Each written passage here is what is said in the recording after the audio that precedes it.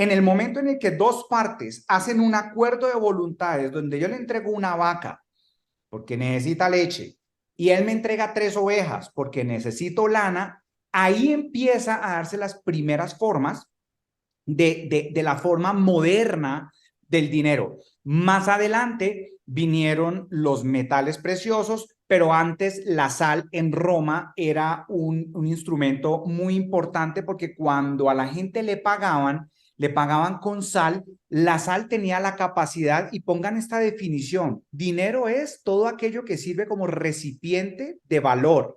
En ese entonces, a la gente le entregaban sal porque tú podías tener sal guardada por mucho tiempo y no perdía su valor, era un buen recipiente de valor, y de ahí viene, cuando te pagan con sal, la palabra salario, y ustedes saben que después vienen los metales preciosos, son buenos recipientes de valor porque el oro, por ejemplo, la plata o el cobre en ese momento, no pierden con el tiempo sus propiedades físicas. Entonces, se puede almacenar por mucho tiempo y se puede trasladar, se puede transportar.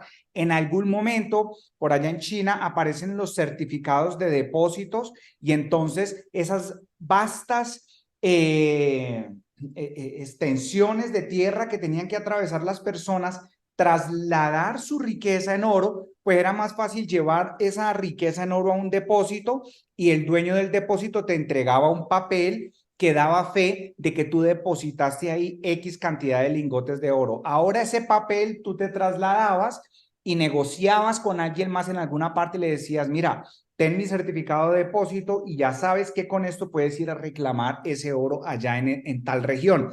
Y ahí empezó el movimiento de los billetes y de ahí para acá ustedes saben cómo es el asunto. Simplemente, y aunque es probable que ya Pipe vaya a ahondar más en el tema y es probable que yo me haya adelantado, no sé, tal vez, lo que quería decirles es que hay 7 niveles de desarrollo en términos de sociedad.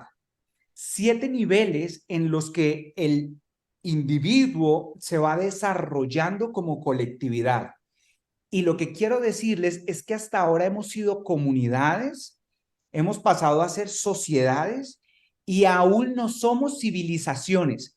Técnicamente, civilización es cuando los niveles de respeto están tan avanzados que ya no hay guerra, ya no hay guerra, ya no hay violencia y no se concibe el asunto de propiedad privada. Mientras nosotros sigamos, y todavía nos quedan muchos años, mientras sigamos concibiendo la noción de propiedad privada, aún no somos civilización.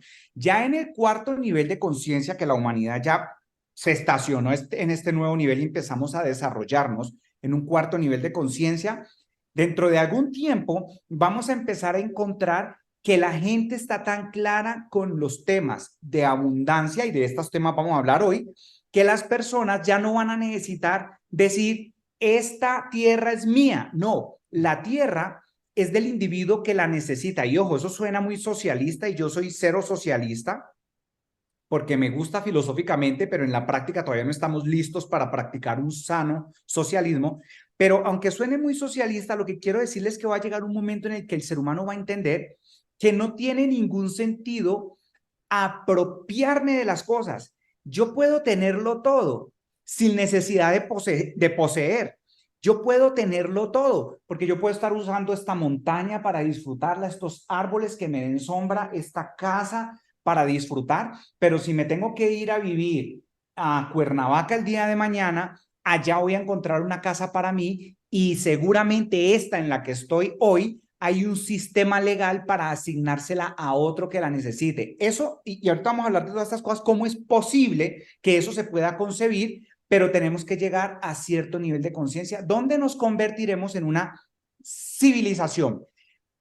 Una de las razones por las cuales aún no somos civilización es porque incluso el dinero como energía te puede destruir. Y aquí yo les quiero poner esta película, 3 nominaciones a los Globos de Oro: mejor director, mejor actriz y mejor actor de reparto. Pipe, ahí se ve bien porque yo Sí, necesito dinero que del mundo. Dice ahí, creo, dinero del mundo. léelo bien. Es que la partecita de arriba de dinero si no lo alcanzo a leer. Dice todo el dinero del mundo. Ah, ok. Todo el dinero del mundo. Miren, yo cuando hablo de los temas de dinero, y porfa, para que la busquen, le tomen screenshot, porque quiero que esta recomendación sean uno de los muchos elementos que se van a llevar hoy de acá. Todo el dinero del mundo. Es la historia de J. Paul Getty. Miren, a mí me encantó esa película y creo que vale mucho, vale mucho, es que la expresión no es la pena, porque la película es buenísima, pero es muy interesante que la vean porque ustedes se van a dar cuenta, es buena película, es divertida, pero tiene un trasfondo muy interesante, todo el dinero del mundo, porque en esta película J. Paul Getty es el hombre más rico del mundo, pues eso es real, o sea, J. Paul Getty en su momento era el hombre más rico del mundo, cuando se metió en el negocio de las petroleras se volvió el hombre más rico del mundo, pero tenía tanto miedo de perder su dinero, tenía tanto miedo de dejar de ser el más rico del mundo y de empobrecerse, que él creó un fideicomiso a través del cual la única manera de gastar dinero era si lo invertía. Entonces se llenó de puras obras de arte, de esculturas y de un montón de títulos que a la larga el tipo era el más rico del mundo, pero estaba tan lleno de miedo que ustedes se van a dar cuenta los conflictos familiares y los conflictos personales a nivel interno, sus dificultades, que ustedes van a ver con claridad el tipo que más dinero tenía en el planeta y era absolutamente miserable. O sea que no era rico, era adinerado, porque el dinero es una energía y si tú no tienes, y estamos hablando del más rico del mundo, y hoy en día con las cosas que yo entiendo, si yo me devolviera una máquina en el tiempo, yo no tengo problema con sentarme con J. Paul Getty y explicarle qué está haciendo mal. O sea, usted dirá, ay, Germán, pero vos sos un tipo, ay, ¿cómo te vas a sentar con el más rico del mundo? No, no, es que no era el más rico del mundo, era el más adinerado y era sumamente infeliz. Y yo tengo algo que me permitiría ponerme en posición perfecta, y Pipe, vos lo sabes,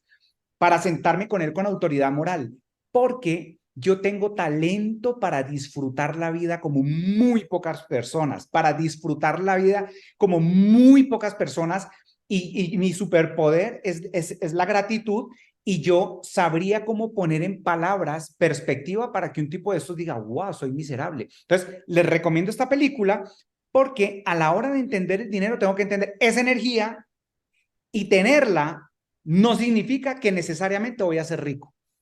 Y yo diría, ese superpoder tuyo, pues que va acompañado igual de la gratitud, es la contemplación. Y hay muchas de las cosas que aquí mencionó Germán que yo quiero que sepan, que se van a entender más cuando Germán empiece a hablarnos de las leyes universales, las leyes que han regido este universo por siempre. De manera que ahí se van a entender muchas cosas de esos, de que no somos una civilización, somos comunidades, de que el dinero como energía, o sea, de temas que parecieran, o sea, el tema que mencionaba Germán, Germán es capitalista, pero definitivamente una sociedad evolucionada podría vivir en esa forma, como lo dice, o sea, sin un sentido de propiedad, sino más bien con el uso de todo, pero eso se requiere también entendimiento y seguro lo veremos. Y dijiste, me hiciste acordar de una cosa cuando dijiste, sé que tiene la autoridad moral para en ese momento decírselo a este hombre, porque fue como cuando yo te dije, difiero de Rey Dalio de lo de... ¿Te acuerdas que hablamos de ese tema de que él habla de China, la próxima superpotencia? Pero bueno, un comentario aparte, pero puntualizando esas evoluciones del dinero que tú las dijiste, perfecto, como yo quería que las entendieran las personas que estamos aquí, es que la primera gran innovación del dinero después del trueque, porque el trueque se volvía muy difícil, la primera gran innovación fueron los metales. Y eso permitió que se diera un comercio muy acelerado entre babilonios, egipcios y griegos. Eso empezó a crear la primera cadena de suministros. Entonces eso dio un paso importantísimo a la economía. Ahora, la segunda gran innovación, y fíjense que toda esta innovación parte primero del mismo comercio privado. Por más de que los gobiernos y las monarquías y los reinados eran los que poseían las mayores cantidades de oro, pues ellos ya tenían que ir de todas maneras permitiendo que otras personas entraran en esta cadena de suministros como comerciantes. Entonces fue sucediendo también al mismo tiempo de que era pues, porque el oro lo podían tener en escala, pues lo tenían más los reinados, pero lo tenían también personas, comerciantes. Entonces todo ha sido una innovación de la industria privada o del comercio privado. Y luego, esa segunda gran innovación son esos certificados de depósito de oro que dice Germán, pues ya qué sentido tenía andar movilizando barcos cargados de oro si se podía movilizar certificados de oro que decían que ese oro estaba en tal bóveda. Entonces eso fue una segunda gran evolución. Luego, una tercera gran evolución definitivamente fue el papel moneda. Eso ya, ahora lo que pasa es que la parte interesante del papel moneda es que lo empiezan a emitir gobiernos. Entonces, ahí viene obviamente un tema donde los gobiernos se apropian de una innovación y de una gran tecnología que de todas maneras nace del comercio privado. Y pues sucede algo muy interesante y es como tú no tienes la capacidad de elegir dónde naces, ni qué religión, ni el sitio geográfico. De hecho, hoy en día la gente no tiene la capacidad de elegir cuál es su moneda. Más bien la moneda te elige a ti. Entonces, es importante ir viendo cómo transicionamos de lo privado a que los gobiernos, pues ya digamos, tuvieran el poder sobre su moneda y entonces no hubiera una capacidad de elección de una persona naciendo en un país. Y yo decir, yo siempre me cuestioné porque yo desde muy joven trabajaba en importaciones y veía cómo el dólar subía a gran velocidad. Me tocó una época, le estoy hablando del año 94, que un dólar valía 700 pesos y para el año 97 un dólar ya estaba costando 2.000 pesos. O sea, habíamos perdido, se había triplicado el dólar, por decirlo de alguna manera, o sea que se ha perdido el poder adquisitivo. Entonces siempre fue como por estar en ese tema de comercio exterior, fue un punto de yo estar mirando y siempre querer transicionar hacia una economía en dólares. Eventualmente, pues me terminé yendo del país y pues mi economía se fue en dólares, pero aquí la importancia de cosas que resaltamos es por qué nosotros, Germán y yo, inducimos hacia una economía digital y además que sea tasada en dólares. Entonces, bueno, ahí vamos en tres grandes innovaciones y evoluciones. No sé, Germán, si quieres comentar algo también ahí en esos puntos o si seguimos Sí, avanzando. llegan los estados y se apoderan del monopolio de la emisión del dinero, ¿sí? Y esto le otorga al Estado un poder muy interesante. Y bueno, desde ahí empezamos a ver una dinámica donde la economía pasa a otro nivel. Sin embargo, ustedes saben que siempre pasan como cosas paralelas y alternas al deber ser. Entonces, ustedes saben que hubo una reunión por allá muy famosa a principios del siglo pasado, donde unos comerciantes se ponen de acuerdo, hacen una reunión y crean la Reserva Federal, que la mayoría de la gente cree que ese es el gobierno. Y la Reserva Federal básicamente es una entidad privada que todo el mundo cree que es pública. O sea, pública me refiero a una institución del Estado y pues no, es una entidad privada y básicamente esa entidad privada administra la política monetaria, por ejemplo, en el caso de los Estados Unidos. Pero bueno, ese es un tema paralelo. Es simplemente entender que de todas formas a través de esa figura, en teoría el Estado tiene el monopolio. Yo no sé, Pipe, y lo vas a mencionar, pero sí es que es muy importante que ustedes tengan ahí en cuenta ese datico, porque yo creo que eso partió la historia de la economía en dos, y es que Estados Unidos, siendo la potencia a nivel mundial, económica y militar, en el año 1971, con todo el tema del conflicto, con la guerra y todo lo que estaba pasando, Richard Nixon sale y dice, venga, venga, hasta ahora el dinero era básicamente papel que representaba oro en un banco. Ese patrón, el patrón de oro que respalda al papel, eso está muy bien, pero temporalmente no vamos a poder respetar ese patrón y el tipo explica por qué eso era necesario y básicamente lo que ellos necesitaban era poder imprimir a diestra y siniestra. En ese momento, el dólar a la fecha ha perdido el 97% de su poder adquisitivo en términos planos, pues, de lo que en ese momento era el dólar versus lo que hoy es el dólar y lo que en ese momento podías comprar con un dólar versus lo que hoy puedes comprar con un dólar. Pero entonces ahí pasó algo muy interesante porque para las personas que entendieron esto, se deslegitimó el papel moneda. Sigue funcionando, sigue funcionando. Es necesario en este momento. Gente como Warren Buffett dice, hay que tener cash porque si viene una caída bien interesante, hay que tener cash. Pero el dólar deberíamos verlo ya no como un recipiente efectivo de valor, porque él es como un balde que tiene hendiduras en la base.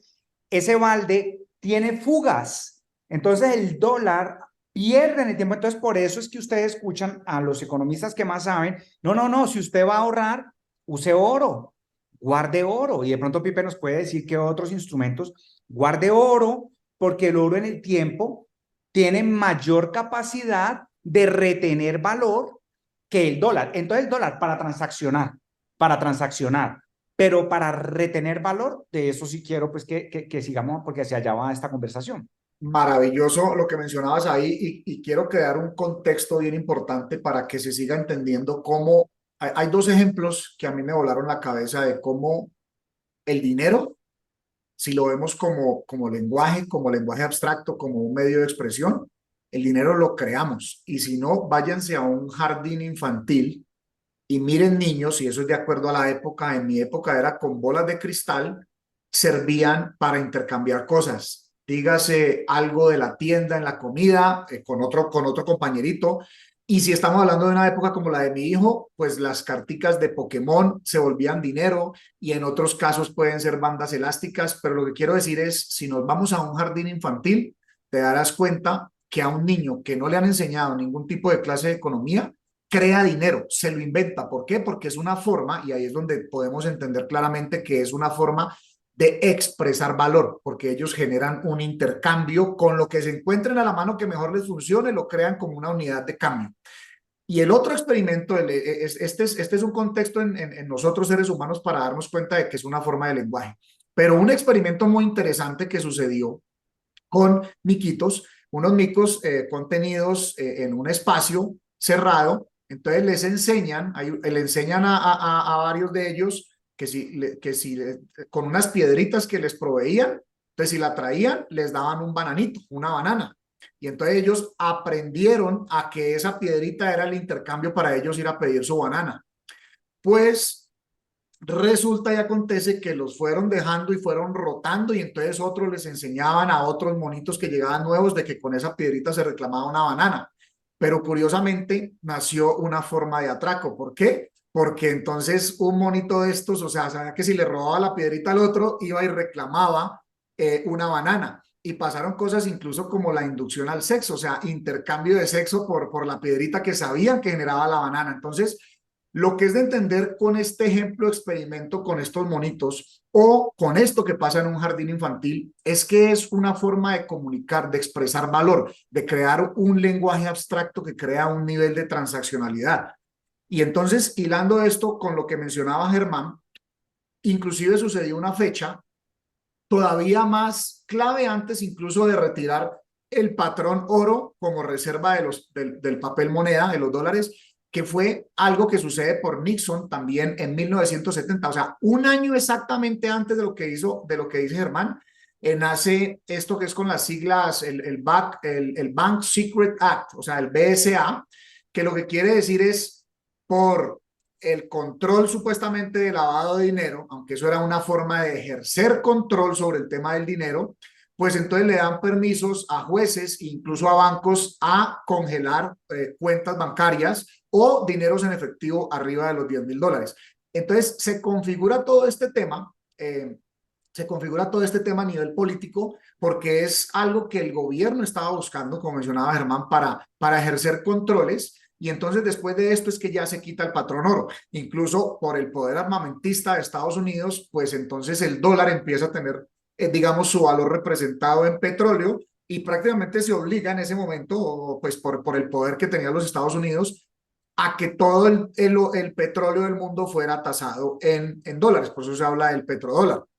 Entonces, eso crea unos escenarios muy interesantes para cómo se va desarrollando el tema, porque en ese momento, pues, ¿qué sucede? El gobierno tiene el control del dinero y además de la mano de entidades como estas entidades de la Fed, que no es una entidad gubernamental, sino que realmente es una entidad privada. Pero además de eso, cosas interesantes alrededor de todo esto pues que la innovación obviamente, yo digo, siempre tengo una frase que es, la innovación no pide permiso, y esto es algo que sucede mucho en Silicon Valley. O sea, Silicon Valley se inventa algo, el área de California se inventan algo, y muchas veces cuando se inventaron un Uber, pues obviamente que no hay reglas para Uber porque es una nueva invención, entonces va en contra de muchas cosas de los taxis, pero ahí es donde los gobiernos se ven atratados, porque yo digo, los gobiernos han estafado a la gente con estas altas licencias de lo que valen los taxis. Uber crea una plataforma donde cualquier persona puede poner su vehículo a funcionar de una manera colaborativa para transportar a otras personas, y otra persona puede ser el usuario. Entonces, la innovación nunca pide permiso, y ahí es donde damos paso. Yo quería, bueno, y por otro lado, tenemos que entender de que todo este tema de la banca, ustedes nos dicen, bueno, pero ustedes mismos no están induciendo a hacer una rentabilidad en dólares. Sí, pero escuchen lo siguiente, escúchenlo, si no estaba desde el inicio. Germán habló, por ejemplo, de una compañera de su grupo, de las que él da clases del trading, un 600% de rentabilidad. Lo que nosotros queremos decir es, con todo y que el dólar ha perdido poder adquisitivo, nosotros inducimos a formas inteligentes de generar altos rendimientos en dólares para luego ir a buscar vehículos como el que mencionaba Germán. Pues para unas personas puede ser el oro, para nosotros será el Bitcoin. Ojo, y voy a volver a decirlo como lo he dicho en charlas anteriores, no le estamos diciendo que vaya a comprar Bitcoin. De hecho, probablemente esto sea uno de los momentos más difíciles para pensar en comprar una criptomoneda por el entorno que estamos viviendo. Entonces, un datico, mi querido Germán, de lo que estabas mencionando, para que la gente a veces se cuestione si realmente está ganando dinero o no. Yo a veces le hago la pregunta a la gente, ok, si una persona tenía $1.000.000 en el 2008 y hoy 2023 tiene $2.000.000, le digo, ¿cuánto se ganó? Pues la gente dice, pues el doble, dobló su dinero, el 100%, y yo le digo, pues no tan rápido. Ahí es donde tenemos que encontrarme eh, medidas diferentes. Por ejemplo, el oro, por 5.000 años de historia del hombre, ha sido un referente para medir la depreciación de lo que es el papel moneda. Entonces, hagan esta matemática ustedes mismos. En el 2008, una onza de oro costaba $840. En el 2023 está alrededor de $1.900. Quiere No, decir, quiere decir perdiste.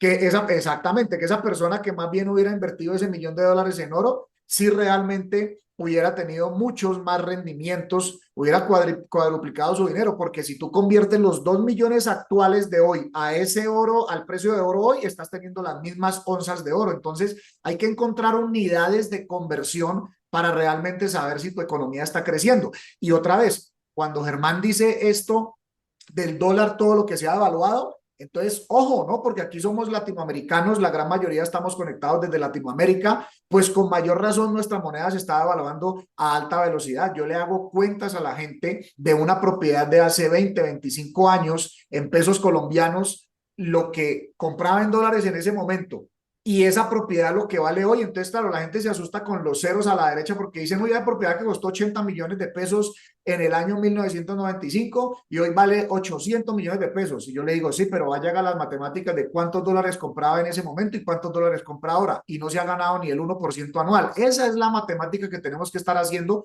porque nosotros sí hablamos de rendimientos en dólares en los vehículos que utilizamos, trading y otra herramienta que tenemos. Sin embargo, es para ganarle al mercado con altos porcentajes y luego además encontrar los vehículos correctos que nos hagan crecer nuestro patrimonio, porque al fin y al cabo, todo este tema y toda esta retaíla que estamos hablando de dinero, economía digital, mindset de abundancia, es para construir patrimonio. Exacto, y lo que quiero que entiendan, y aquí vamos a pasar, vamos a empezar ya a hilar más fino. ¿Por qué? Estamos hablando de este contexto histórico y de la evolución del dinero y de estas nociones, pero no es pues para que usted sepa más. Acuérdense que nunca el objetivo es que usted sepa más. Hay gente que sabe mucho y seguirán siendo pobres hasta su último día. No queremos que usted sepa más. Estamos generando un contexto porque al final de esta conversación, lo ideal es que usted tenga una noción diferente del dinero, porque vuelvo y lo digo, no es para que usted sepa más, es para que usted tenga la posibilidad de acumular más energía. Y el dinero es energía. Entonces, estamos aquí para que estas nociones le ayuden a usted a tener una perspectiva que le permita de manera eficiente hacer una transformación en su relación con el dinero. En pocas palabras, que usted tenga más dinero. Es decir, es que miren, un amigo la otra vez estamos en un restaurante y preguntan, ¿a qué es alérgico usted? Y él decía, a la pobreza. Y no, le están preguntando pues que el menú, qué tal, y él dice, a la pobreza. Y él tiene dichos como que el dinero solo es malo y en poquitas cantidades. Entonces, que usted empiece a desligarse un poco de un contexto social y cultural en el que nos enseñaron que ese tipo de expresiones son grotescas, son sobradoras, son arribistas, son negativas, son de gente ambiciosa y confundimos ambición con codicia y nos metieron en la cabeza de manera inconsciente que la gente que aspira a tener mucho tienen un componente de maldad. Entonces, eso es lo que queremos, cambiar ese paradigma y al final de esta conversación, yo sé que ustedes se van a quedar con unos elementos muy claros para que esa perspectiva dé un giro. Ahora, miren este otro dato interesante.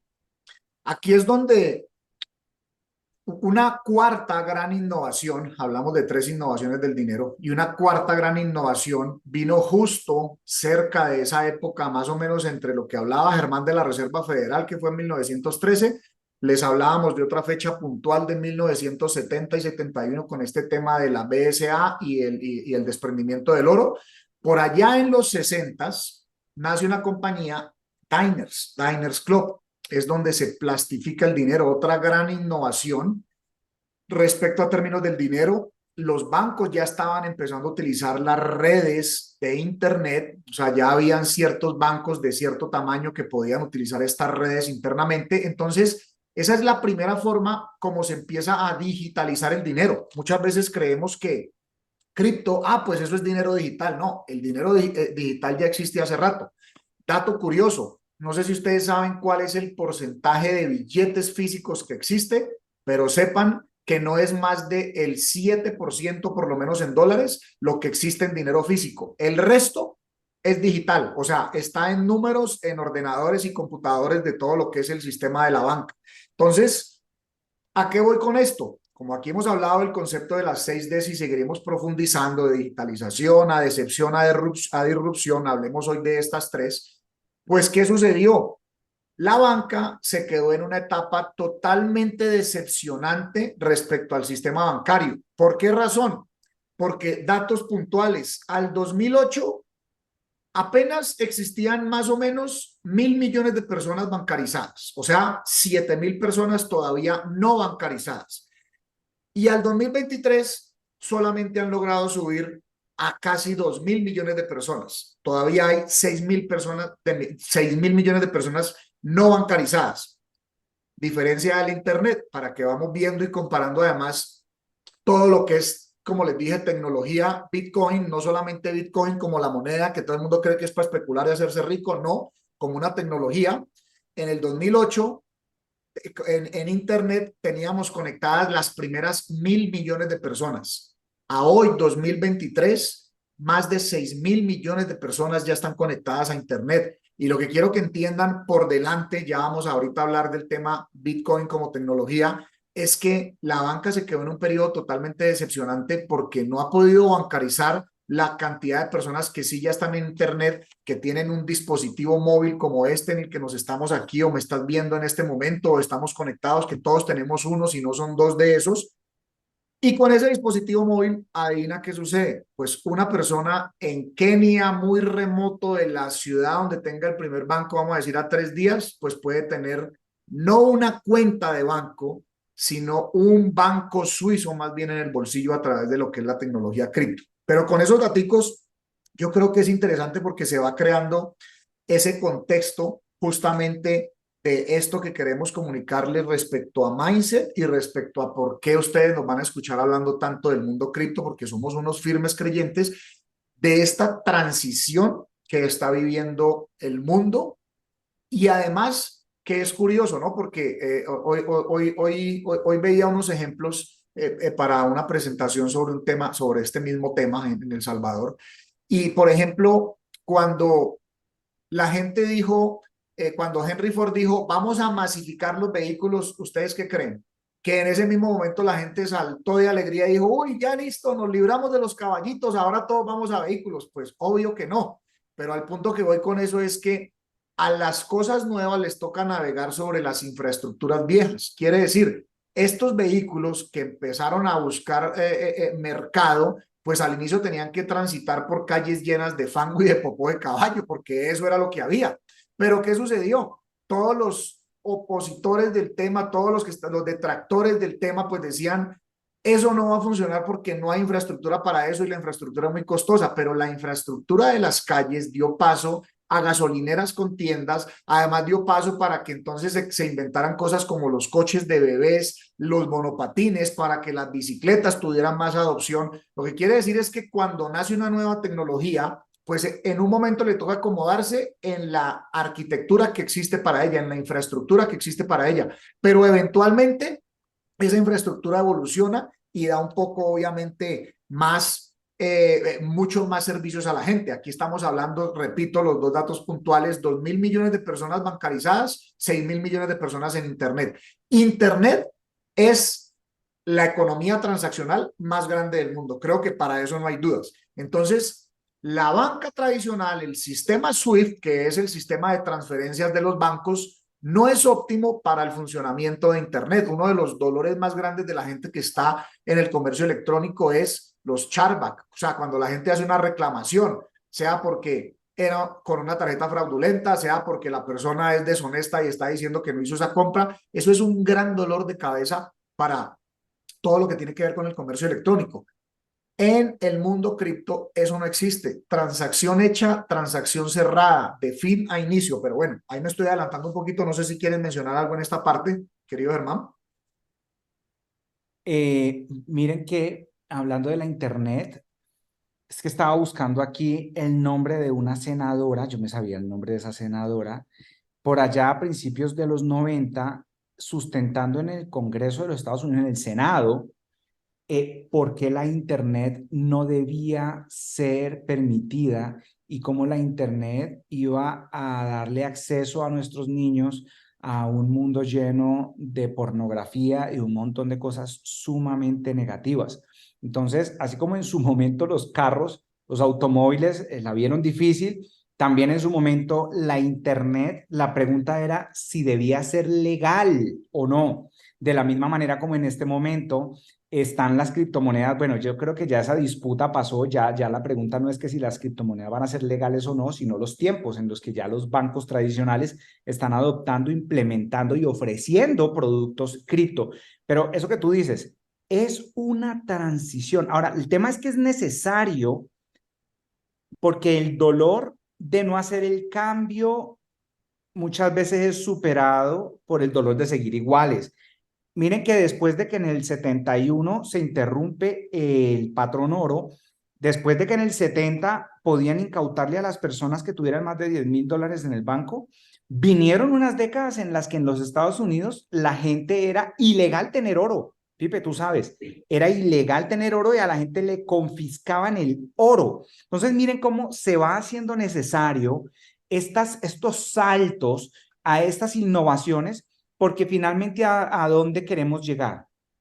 A un punto en el que el ser humano sea autónomo, sea autosuficiente, no solo desde el punto de vista económico, sino mental, espiritual, pero desde el punto de vista económico es fundamental que las personas tengan la capacidad de ser sus propios bancos sin importar su nivel de recursos. Y yo ya lo estoy viendo, que hay personas, como decía Pipe, en Kenia, con celulares incluso de primera generación, como cuando usábamos el Nokia, y con eso tienen acceso a una terminal de la blockchain, que es una wallet. Una wallet se descarga de manera gratuita, de una manera muy sencilla, y con eso ya una persona puede ser su propio banco. Y fíjate, con respecto a eso mismo que comentas, es que muchas veces nos saltamos tecnologías. El ejemplo perfecto para esto es esos mismos sitios remotos donde nunca llegó el tendido eléctrico y donde nunca llegó la línea de tierra telefónica.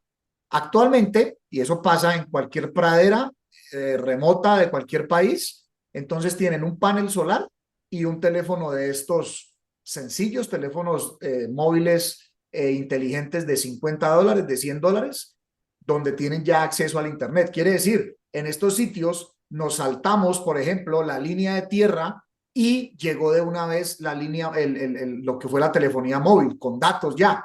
Entonces, es interesante ver cómo esas transiciones, a veces cuando a mí me dicen, no, es que en Latinoamérica no vamos a tener la infraestructura, por ejemplo, para los vehículos autónomos. Yo le digo, con mayor velocidad vamos a llegar a los drones autónomos, porque si no hay infraestructura por tierra, pues vamos por el aire. Entonces, hablando de esas innovaciones, mira qué curioso otro dato que tenía aquí, Germán. Justo en el 2008, que sucede la gran crisis financiera, que fue donde se generó una expansión monetaria importante, lo que les hablaba ahora Germán de la Fed, pues que es la que toma decisiones en conjunto con el gobierno. Ahí es donde ellos se vuelven los grandes salvadores de los bancos, imprimen una cantidad de billones de dólares y curiosamente en ese mismo año nace Bitcoin. Bitcoin nace como tecnología disruptiva para traer una alternativa al sistema bancario. Y ya vamos a explicar, hay punticos que a mí me gusta aclarar. Yo sé que aquí hay gente inclusive también que nos acompaña que tienen bastante conocimiento o entendimiento del Bitcoin, pero hay definiciones que a veces nos cambian inclusive la forma de ver esto. Ahora, es interesante ver cómo, yo les decía, es que no elegimos la moneda no elegimos la moneda que vamos a utilizar, es que donde nacemos pues estamos obligados a utilizar esa moneda. Sin embargo, las personas están teniendo hoy en día tantas alternativas que ve y sondea un poquito con amigos venezolanos o argentinos y pregúntales en qué funciona su economía. Su economía funciona basada en dólares que funcionan a través de Cel porque tienen una cuenta del familiar, del amigo o de ellos mismos, o funcionan con algún tipo de cripto y para eso existen ya las criptomonedas estables. USDT es un cripto uno a uno contra el dólar. Entonces, se crean estas economías independientes que los gobiernos digan que no se puede y que es ilegal. La gente ya no se va a morir de hambre, no se va a dejar destruir su dinero, como pasaba antes, que simplemente su dinero quedaba devaluado a la mitad de un día para otro por errores que cometían los gobiernos. No, la gente ya puede circular su economía en otras monedas y elegirlo. Entonces, esa es una manera también como a medida que vamos entrando en este mundo, la gente dice, uy, no, pero es que ese poco de criptos, eso es una locura. Pues miren, prepárense, si ahora tenemos decenas de miles de criptomonedas, probablemente tengamos millones o millones de criptomonedas. Ahora, lo que tú tienes que entender es cuál es deflacionaria, cuál es inflacionaria, cuál es una moneda meme, pero ahí empiezan a salir cosas muy curiosas y siempre haré el disclosure. Por ejemplo, existe una moneda que es un meme coin, no la tengo ni la tengo pensada comprar, que se llama Dogecoin, seguramente la han escuchado, pero ¿qué quiero decirles con esto? Alguien que inventa una moneda meme que no tiene ningún tipo de valor, pero resulta que es que el uso de una moneda no está determinada por su creador, está determinada por su comunidad y la gente le empieza a dar uso a esta moneda y luego sale un rebelde como Elon Musk que mi única interpretación ha sido el demostrarle al gobierno de que si ellos pueden imprimir dinero, pues entonces la gente podría hacer que otra cosa valga como dinero en la calle. El punto es empiezan a suceder cosas muy interesantes donde nosotros tenemos que tener la capacidad de pensamiento crítico, enseñanzas como la de las leyes universales que Germán nos va a explicar mucho sobre ese tema y esa capacidad de intuición para también nosotros saber discernir, hombre, dónde sí hay dinero y dónde no, porque en medio de esto salen muchas cosas raras, pero es importante tener ese contexto ya para que nos vamos metiendo en la parte de lo que es cripto. ¿Algo que Entonces, mencionar ahí, amigo? entonces, ¿qué es lo que ya mucha gente empieza a hacer? No, que yo tengo peso chileno, no, yo tengo peso argentino, no, yo de pronto tengo dólar canadiense, no, yo lo que tengo es dólar norteamericano. Miren, muchas personas alrededor del mundo lo que están empezando a hacer, no importa la moneda que les tocó, producen en esa moneda, pero miren lo que van haciendo, cómo se van saliendo del sistema. Lo que van produciendo en esa moneda lo van sacando a Bitcoin, por ejemplo. Y entonces, ¿qué va a pasar? Que Bitcoin es un protocolo público que tiene una política monetaria matemáticamente exacta.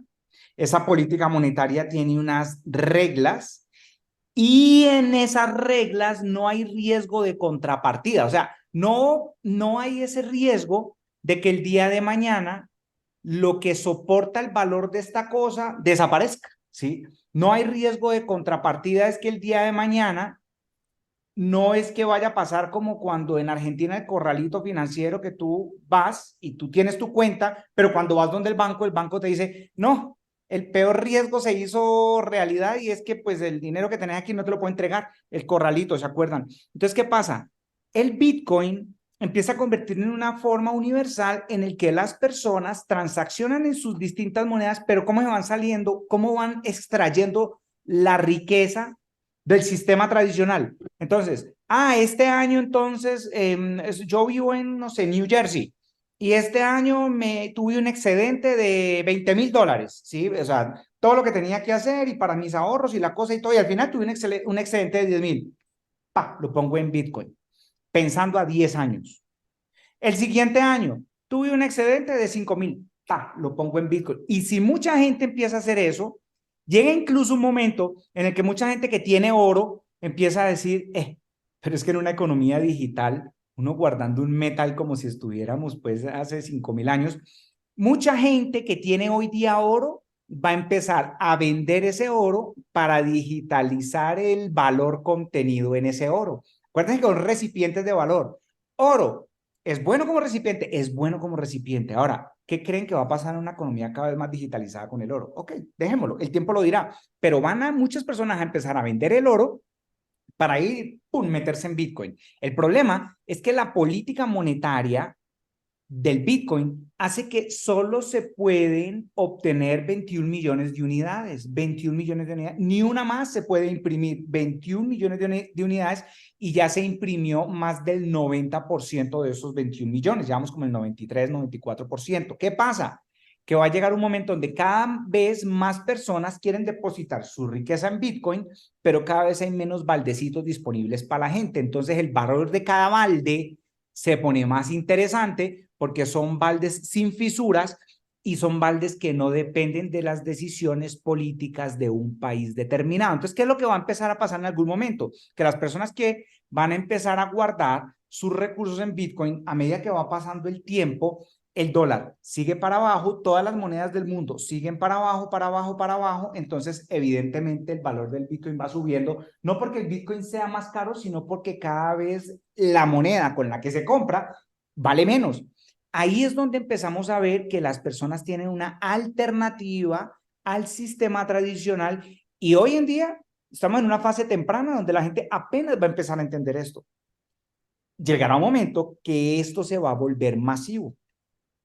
A eso básicamente es lo que nos referimos con rampas de salida, exactamente lo que acaba de explicar Germán. O sea, la gente está empezando a ver eh, activos de valor digitales, porque otra cosa que la gente se lleva a la cabeza es, no, es que eso no lo puedo tocar, eso es digital, o sea, si no lo puedo tener, entonces ¿cómo tiene valor? Y la respuesta rápida mía que le digo es, entonces ¿dónde crees que está el valor de Google y de Facebook o de Meta? Pues el valor de ellos es por propiedad digital, no es por otra cosa más. De hecho, el de Apple así vende electrónicos, la propiedad digital de ellas es basada en su ecosistema. Entonces, la propiedad digital ya existe y a eso nos referimos con las rampas de salida, porque aquí más datos que sigo agregando es la banca está teniendo unas situaciones muy complejas donde incluso pierden credibilidad ante la gente. No sé si ustedes se acuerdan, es que se nos olvidan las cosas rápidamente, pero por allá en el año 2010, Wells Fargo creó más de 3.5 millones de cuentas sin permiso. Se dieron cuenta, la SEC se dio cuenta que esto era un fraude porque querían hacer subir el valor de las acciones. Había una gran presión desde el CEO hasta todos los corporativos en todas las sedes. ¿Quién fue a la cárcel por este problema? Absolutamente nadie. Una multica de 40 millones de dólares, pues que eso a términos de lo que subieron esas acciones, pues no son nada.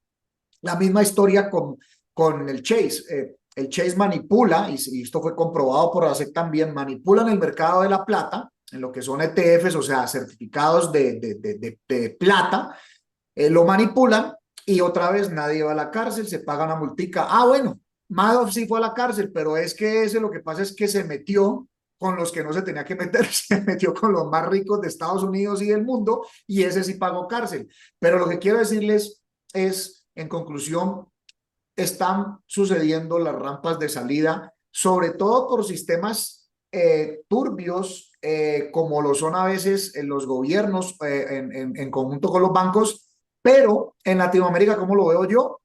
Rampas de salidas porque los gobiernos están haciendo cada vez más un corralito tributario, fiscal y tributario. Las personas que viven en Venezuela o que viven en Argentina o que vivieron esta situación de una u otra manera entienden perfectamente eso. Entonces, no soy una persona que induce a la evasión fiscal, pero sí soy una persona que invita a buscar economía digital con rampas de salida, porque al paso que vamos, los gobiernos se van a querer quedar con absolutamente todo. Y si no defendemos nuestro patrimonio, entonces, ¿quién lo va a defender? Así es que, mencionando un poco también la parte que dice Germán, a mí me gusta hacer una aclaración en Bitcoin para que ya vamos a lo que es Bitcoin, que es la parte que más nos apasiona. Y cuando digo Bitcoin, vuelvo a ir, me refiero a la tecnología. Esta es una tecnología que tenemos que primero entender que siempre utilizamos lenguaje basado en lo que conocemos. Entonces, incluso a mí me gusta mencionar que hay dos cosas donde cometimos errores. Donde cometimos errores, yo me refiero como si fuera de la comunidad, tal vez no fui pionero haciendo esto, pero digo, se cometieron errores evidentes como llamarle Bitcoin. ¿Por qué? Porque la gente inmediatamente está pensando en una moneda. Y si piensas en una moneda, es que piensas que en algún momento la vas a tener. Realmente esto es un protocolo digital que permite demostrar que tú tienes X cantidad de décimas en satoshis, que es la expresión mínima de los bitcoins. Y la otra palabra que también hay que entender es que se habla de un wallet, y realmente en wallet pensamos en billetera donde podemos guardar o esas monedas o esos billetes, pero realmente lo que tenemos son unas llaves así como las llaves de tu casa que te permiten demostrar que ahí vives tú, pues en este caso las llaves que te permiten acceder a esas monedas, a ese Bitcoin, pues te permiten demostrar que son tuyos. Entonces, desde esa base entendamos que Bitcoin es una red de pagos internacional, completamente descentralizada, sin sustento en gobiernos ni bancos, con su propia moneda nativa. Pero es mucho más importante entender de que es una red de pagos. Incluso una de las invitaciones que yo hago y en lo que queremos educar aquí es, sí, estoy seguro por como explica Germán, el tema deflacionario y el tema del incremento del precio, pero una de las misiones que yo le había planteado a Germán, que tenemos nosotros como ser comunidad cripto, como ser comunidad Bitcoin, es que entendemos que invitar al uso. Hay muchas formas actualmente. Ahí estuvimos explorando con Germán, estuvimos por ahí reunidos con un amigo acá en Medellín, mirando las formas de empezar a utilizar cripto. Entonces, se puede tener cripto que usted esté pagando con una tarjeta, pero le estás dando uso a ese cripto. O sea, realmente yo hoy en día tengo un interés particular es en que aprendamos esto para que esto tenga más usabilidad que las ganas de quererlo tener ahí guardado porque va a subir de precio, porque entre más uso tenga en el mundo entero, más rápido él puede tener un papel relevante, más allá de lo que sirva para enriquecernos o no. Seguramente sí va a subir por términos matemáticos, porque son, como dijo Germán, son 21 millones de monedas, hay más o menos 3 millones de monedas perdidas o 3 millones de bitcoins perdidos, así es que simplemente por matemáticas, a medida que el dinero fluye hacia allá, ese dinero que puede venir de una parte del oro, de una parte del mercado de los bienes raíces, de todos estos mercados que vayan migrando hacia acá una parte en el mercado de capitalización,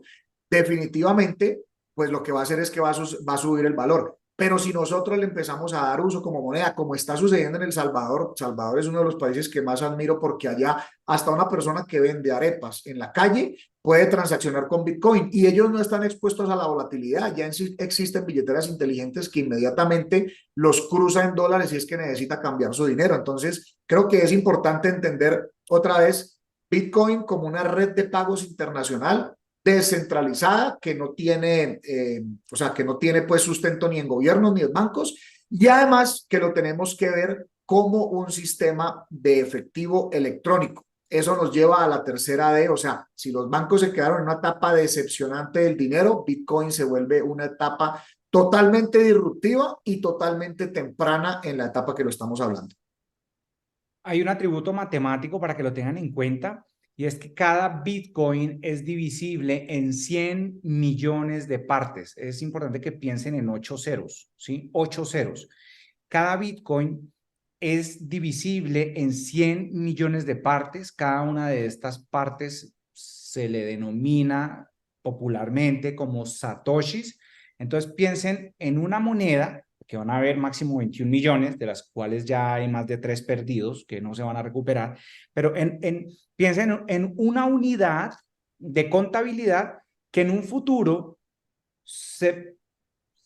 va a hacer sentido cuando un Bitcoin cueste, no sé, 200.000, 300.000 o $1.000.000. Eso se puede dividir en 100 millones de partes y serán unidades utilizables ¿para qué? Como medios de pago, porque es una red de pagos, como lo dice Pipe. Otra cosa muy importante de entender es que parte de la disrupción que fue, o sea, esto fue un gran salto a nivel tecnológico, es que en el mundo digital uno podía compartir un archivo. Yo tengo un archivo en mi celular, una foto, una imagen, yo te la puedo transferir, pero me quedaba yo con otra copia. Con el dinero, pues esto no era viable yo, porque entonces yo tengo una unidad de medida de valor y no servía que yo te la mande porque entonces pues te la mando, pero yo tengo, entonces se generaba un doble pago. ¿Qué pasa? Que lo que llega a ser blockchain, y quiero que lo vean porque toca usar palabras que conocemos, blockchain viene siendo como la autopista a través de la cual fluye la energía económica en términos cripto, blockchain. ¿Y qué es lo que hace la cadena de bloques y la innovación que trajo? Que por primera vez en el mundo digital yo tenía la posibilidad de transferirte un archivo electrónico, pero gracias a la blockchain, ese archivo cuando entraba en tu poder ya no estaba en el mío y se evitaba el fenómeno del doble pago. Eso, miren, eso lo cambió todo, porque fue la primera vez que podíamos transferir la propiedad digital de un elemento que ahora hay un mecanismo anti, ¿cómo se puede decir? Antifraudulencia. Y esto es muy acorde con lo que estamos viviendo en el cuarto nivel de conciencia que acabamos de pasar ahí como colectividad, porque los sociólogos que más adelante van dicen, hemos entrado oficialmente a la era de la verdad. Y yo necesito que ustedes lo vean de esta manera. Muy pronto va a ser imposible mentir. Muy pronto tú entras a una estación del metro, muy pronto tú entras a un aeropuerto, muy pronto tú entras a un recinto cualquiera y ya se sabe quién entró. No se puede falsificar la identidad porque a través de las cámaras, el escaneo facial y todo, en blockchain se carga la información y de la misma manera como en este momento es imposible falsificar un Bitcoin, va a ser imposible falsificar tu identidad. Y el día de mañana, incluso yo ponía este ejemplo hace 4 o 5 años cuando empecé a explicar estas cosas, se van a volver muy comunes, porque eso ya funciona, que en las redes sociales, por ejemplo, donde se conoce gente, es imposible mentir. ¿Por qué? Porque son redes sociales en las que tú das un clic y con eso estás dando permiso para que la persona con la que estás interactuando sepa tu tema a través de una historia clínica que permite revelar cosas tuyas, tu situación financiera, tu situación no solamente clínica a nivel física, sino a nivel mental. El día de mañana, mira, va a ser imposible que miren, a mi abuelo, por ejemplo, pasó que lo secuestraron, lo asesinaron y 2 años después de muerto, él trasladó una propiedad gracias a un notario que se prestó para un tema de firmas y todo. Ustedes han visto que hay propiedades donde dice, esta propiedad no está en venta, porque a veces una misma propiedad se la venden a 2, 3, 4 personas. Miren, estamos viviendo un tiempo en el que próximamente no se van a necesitar las notarías, no se van a necesitar los notarios, porque el traslado de propiedad, el traslado de una propiedad se va a hacer a través de blockchain y es imposible falsificar el título de propiedad. Y esto va a pasar con las boletas para entrar a un concierto. Va a ser imposible falsificar las boletas y para eso existen los NFTs. Entonces, la blockchain se va convirtiendo en una autopista a través de la cual fluye información, alguna de esa información será dinero, pero lo más importante es que se convierte en el mecanismo óptimo para que el ser humano oficialmente entra en la era de la verdad, donde será imposible mentir y donde será imposible defraudar a otro. O sea que miren la implicancia del asunto, no estamos hablando solamente de una moneda. Por eso es que es importante entender de que cuando decimos o cuando alguien dice, ah, Bitcoin, ah, sí, es dinero digital. No, pues es como decir, no, pues Internet es un teléfono sofisticado. No, no, no, o sea, por eso es la profundidad sin complicarlo, pero es la profundidad de lo que está diciendo Germán, porque esta es una tecnología que aplica para muchas cosas importantes que hoy en día no tienen la transparencia o tienen costos muy altos. Por ejemplo, votación, títulos de valor, sea de un carro, sea de una propiedad, notarización, registros médicos, trazabilidad de productos, incluso redes sociales. ¿Por qué? Porque qué bueno sería que la propiedad digital dentro de Meta o dentro de Instagram sea de nosotros, pero no es de nosotros. Entonces, para los creadores de arte, para los escritores, muchas aplicaciones incluso que ni siquiera hemos pensado. Entonces, eh, las criptomonedas como tal son la primera aplicación a esta tecnología, así como el email fue al Internet. O sea, hoy el Internet sirve para muchísimas cosas más que simplemente el email, que fue lo primero. Bueno, esta tecnología, como lo estaba diciendo Germán, aplica para muchas cosas que lo que van a crear es transparencia. Las criptomonedas son la primera capa y eso pues obviamente nos va llevando a las siguientes des que es desmaterialización. ¿Cómo es desmaterialización en este concepto? Ah, bueno, es que si ya tenemos una billetera, puede ser el dispositivo físico o descargada en el teléfono, pues desmaterializaste un banco. O sea, estamos viviendo sin duda alguna una transición importante en lo que se refiere al dinero y por eso estos temas aquí son importantes, o sea, que los asimilemos, no es una cosa, yo creo que Germán y yo le hemos dedicado el tiempo a asimilarlo porque seguro nos estás entendiendo todo, pero es un tema de asimilarlo. El sistema tradicional bancario, ¿cuál es el futuro del sistema tradicional bancario? Pues bueno, van a tener que migrar a la tecnología que ofrece Bitcoin, o sea, van a tener que ir migrando, de hecho eso ya está en funcionamiento. Algunas personas, pues Germán y yo somos de ir por el camino del medio, o sea, ni bueno ni malo, ni conspiranoico, ni al otro extremo. ¿Cómo se desenvolverá la situación? No lo sabemos, pero de que van a transicionar a esta tecnología, van a transicionar. Y por eso Bitcoin, una de las cosas como tenemos que verlo es como efectivo electrónico. El efectivo todavía ha sido una de las herramientas que la gente utiliza para hacer una transacción privada. O sea, es totalmente válido y transparente que una persona utilice su efectivo porque quiere tener una transacción privada, no registrada por un banco. Bueno, el Bitcoin va a permitir ese beneficio de tener transacciones privadas entre personas y sin intermediarios. Otra conclusión entonces muy importante es entender. Bitcoin, por ejemplo, limitado, 21 millones de unidades, listo. Bitcoin, por ejemplo, descentralizado, quiere decir que no hay una cabeza central, no hay una compañía representando, no hay un CEO, no le pertenece a nadie, o sea, no es de nadie, pero es de todos. Cuando usted escucha hablar la palabra descentralizado, quiere decir que no está en cabeza de un individuo. Entonces, si mañana a los gobiernos no les gustó algo del Bitcoin, no hay a quién ir a buscar para detener el asunto. Ahora ustedes por eso entenderán que Satoshi Nakamoto se cree que incluso es un seudónimo, un acrónimo, no se sabe si es una persona o un grupo de personas, porque de esa manera tenía que nacer justo después de la más grande decepción del sistema financiero en el 2008. ¿Sí ven? ¿Sí ven cómo todo se va hilando?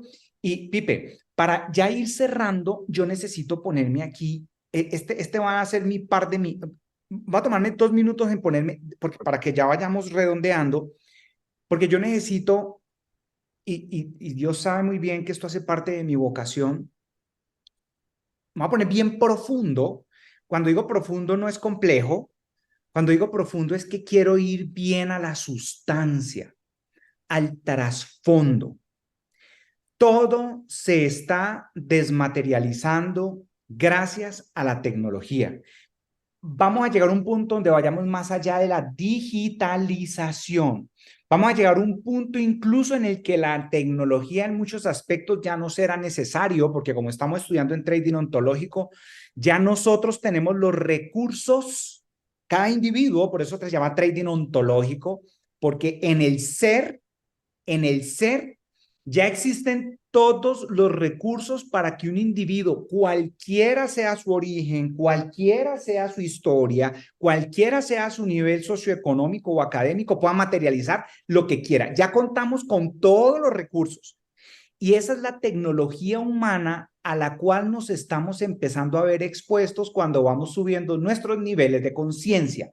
Hay niños en colegios especializados que ya no les están dando prioridad a las matemáticas y a las ciencias sociales y a que dibujen un mapa, ya los están llevando es a sembrar, a interactuar con la naturaleza, a entender su entorno y a conectarse mejor con el mundo circundante. Ojo, porque ¿hacia dónde nos estamos dirigiendo?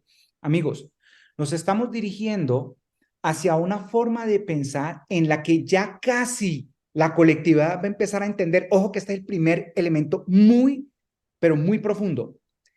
En el universo, y nuestro planeta hace parte, no existe ningún recurso escaso. Entonces, cuando hablamos de escasez de Bitcoin, sí, pero piensen que cada moneda se puede vivir en 100 millones de partes.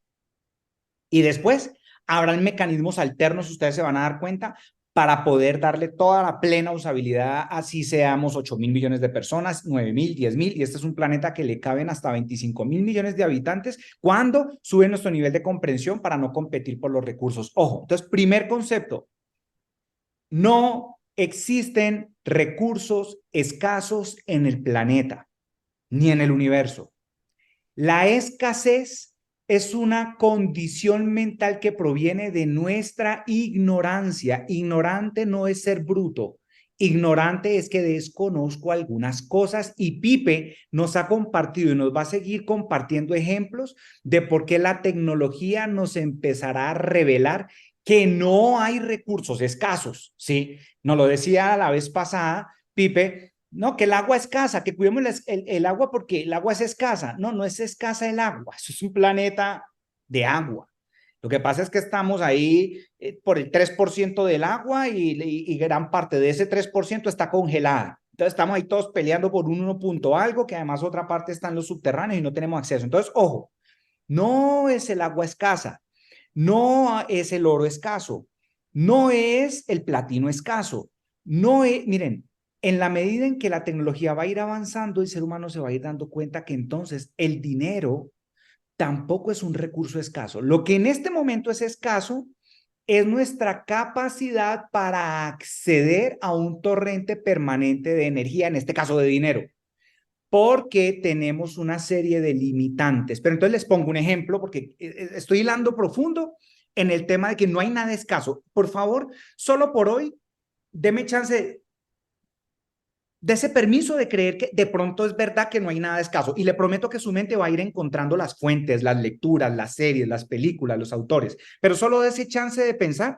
ve qué tal verdad que nada fuera escaso. Pero quiero decirle lo siguiente. Ayer me empecé a ver la serie de Arnold Schwarzenegger.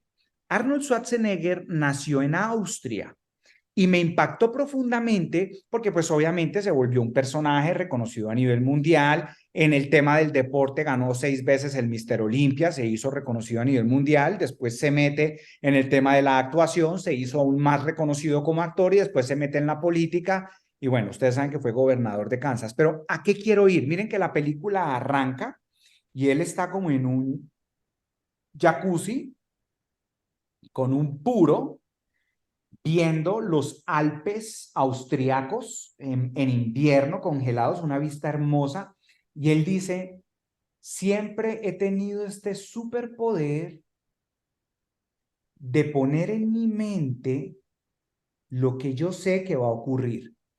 Miren, esto me impactó de una manera impresionante porque ustedes y nosotros tenemos la capacidad de predecir el futuro. La manera como se predice el futuro es creándolo. Hoy yo tengo la posibilidad de crear el futuro. Y dice Arnold Schwarzenegger que lo que él hace es que cuando entiende que quiere algo, simplemente se enfocan en encontrar el camino, en encontrar la herramienta. Su primera herramienta, y el primer capítulo de la serie se llama Deporte, su primera herramienta para llegar al cumplimiento de su sueño, pues fue el deporte. Esa fue su vía de escape porque él decía, tengo que escapar de Austria. Es decir, por alguna razón yo nací aquí, pero yo siento que no soy de acá. Cuando llegó a los Estados Unidos, tuvo la sensación de, wow, Llegué a casa y nunca había pisado ese terreno. Pero lo interesante es que cuando un ser humano tiene la capacidad de poner en su mente lo que anhela, lo que sueña, lo que quiere, y tiene la certeza de que lo va a lograr sin importarle el cómo, porque ese es el gran obstáculo de la mente. Pero ¿y cómo? No, no, no importa el cómo. Tengo claro el qué cosa quiero. Miren, cuando alguien lo puede disfrutar como si ya lo tuviera, cuando alguien se puede recrear en la idea de que ya está materializado, le da permiso a unas leyes que rigen este universo de que le lleguen a la persona las ideas, los medios, los recursos, las relaciones y las situaciones que lo van a poner en el momento correcto, en el lugar correcto, con las personas correctas. Porque todo va a ocurrir a través de los recursos que le está proveyendo usted el entorno en términos de relaciones, de situaciones y de situaciones en general. Entonces, les digo esto porque una cosa muy importante que tenemos que entender del dinero es que cuando empezamos a ser testigos de escasez de dinero, estamos fallando básicamente en dos cosas. Dos. Cosa número uno, nuestra capacidad para servir. Y eso es algo que cada uno se tiene que preguntar. Todos tenemos un rol y todos desde ese rol tenemos la capacidad de servirle con amor a otros. Cuando usted con amor le sirve a otro, encuentra una vía, una herramienta, una manera, un método de entregar a otros, créame, usted no se tiene que preocupar de lo suyo. Hay unas leyes que le van a proveer más de lo que usted necesita para usted porque usted ahora está pensando en servirle a otros, entonces el universo le entrega recursos para hacer mejor su tarea. Entonces, número uno, si hay escasez, es porque estoy fallando en mi tema de servicio y yo tengo que encontrar cómo es que tengo que ajustar esa idea. Y el otro elemento, si hay escasez, es porque estoy demasiado enfocado en el cómo lo voy a lograr. Y ahí la tarea que tenemos cada uno de nosotros es, mire, a usted el cómo no es su trabajo, no es su tarea. Si usted fuera y entrevistara, como lo hizo Napoleón Hill, a los hombres más ricos del planeta y usted les preguntara, en tus inicios, ¿tú tenías claridad de los negocios, las oportunidades y el camino exacto que ibas a seguir? Todos te van a responder que ellos sabían exactamente lo que querían, pero no exactamente cómo lo iban a lograr. Miren, el extracto que queda de ahí es que si yo empiezo a toparme con situaciones de escasez, es porque estoy pensando demasiado en el cómo y no estoy poniendo mi energía donde debería estar y es en el qué. Cuando yo me enfoco en el qué, entonces ahora tengo mi sueño, porque tenemos que definir claramente el sueño. Cuando tengo yo la posibilidad de definir claramente lo que quiero en la vida, ahora mi misión es una. ¿Saben cuál es mi misión? Encargarme de una sola cosa. Encargarme de que en este instante, ya, me siento feliz y plenamente agradecido. Esa es la gran tarea. Yo sé que, ay, pero es muy fácil. Sí, sí. Si usted es capaz, como decía un amigo, como un idiota ilusionado, de pensar en lo que usted quiere y albergar en su corazón la certeza de que eso ya es, usted logra el gran objetivo primario. En este instante sentirme full emocionado, full agradecido. Y en ese momento usted empieza a usar la magia de la creación por medio de la física cuántica y ni siquiera usted debe saber cómo funciona la física cuántica, porque lo que usted ya tiene garantizado es que usted tiene un nivel de energía que empieza a subir, su energía vital empieza a subir, su entusiasmo está subiendo, ojo, su motivación de manera natural está subiendo porque ahora usted tiene un motivo para poner acción, porque usted ya sabe que lo que quiere está a la vuelta de la esquina. Eso, miren, yo lo estaba viendo ayer en esta serie de Arnold Schwarzenegger, estaba siguiendo exactamente lo que les estoy diciendo. Y esto que les estoy diciendo yo no me lo inventé, esto lo saben los grandes magnates y empiezan a trabajar con un entusiasmo, porque si tú no estás entusiasmado es porque no crees que es posible.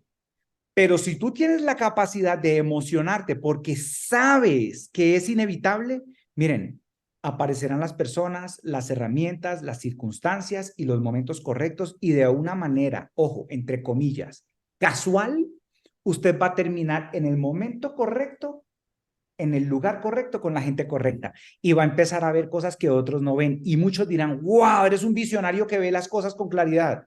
Es porque tú simplemente te sincronizaste y tienes la capacidad de ver lo que la mayoría no están viendo. Entonces, Pipe, es que quería decir esto porque es un poco denso y no quería que al final nos despidiéndonos, yo intentando decir esto, pero la presión del tiempo, pues entonces aquí quedo tranquilo de que al menos esto que les quería entregar frente al tema del dinero, sé que, bueno, se lo entregamos, ¿sí? A nuestros amigos aquí que Excelente, son. amigo. Esas conclusiones son por las que te amo, porque le entregas mucho a la comunidad de verdad, comunicando ese tipo de cosas.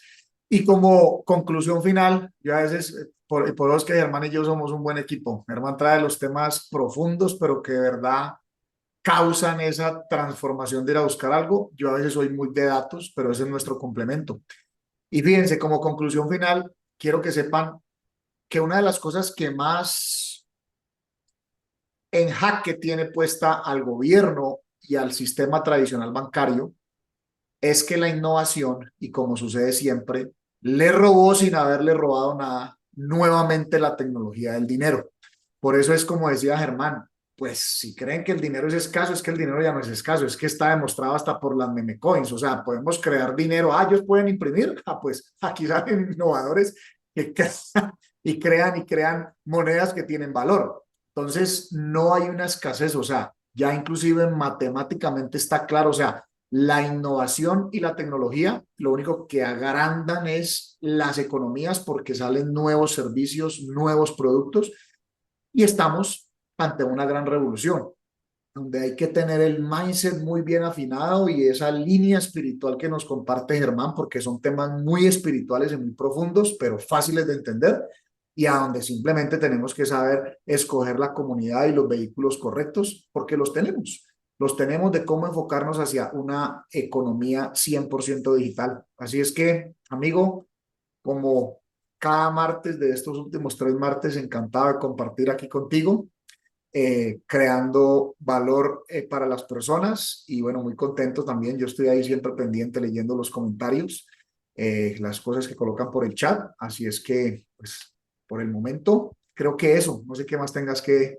comentar ahí. No, muy pronto empezaremos a ver impresoras que imprimen casas en menos de un día, impresoras que imprimen filetes con altos niveles de proteína de una manera muy barata, mecanismos a través de los cuales empezamos de nuevo a remineralizar las tierras, a remineralizar el campo, a prescindir de los pesticidas, tecnologías para tener acceso a cultivos de una manera sostenible pero que nos permitan alimentarnos de la manera correcta. Ustedes se van a empezar a dar cuenta cómo los plutócratas empiezan a desaparecer porque ya son dinosaurios, desde Rockefeller ya eran dinosaurios, y el ser humano se va a empezar a dar cuenta que hay tantos recursos disponibles para todos que es absurdo y una soberana tontería competir con un hermano por recursos.